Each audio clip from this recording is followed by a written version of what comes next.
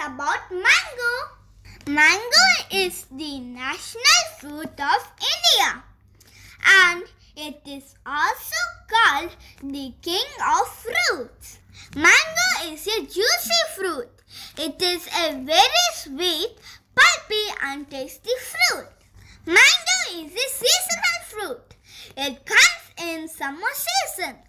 Mango comes in different shapes, sizes and colors like yellow, orange, green, etc.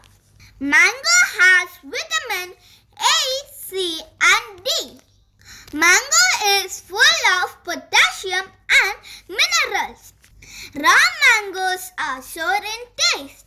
It can be used to make pickles and some other recipes.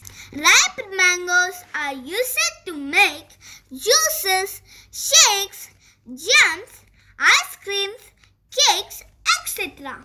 Because of its sweet taste, everyone likes to eat.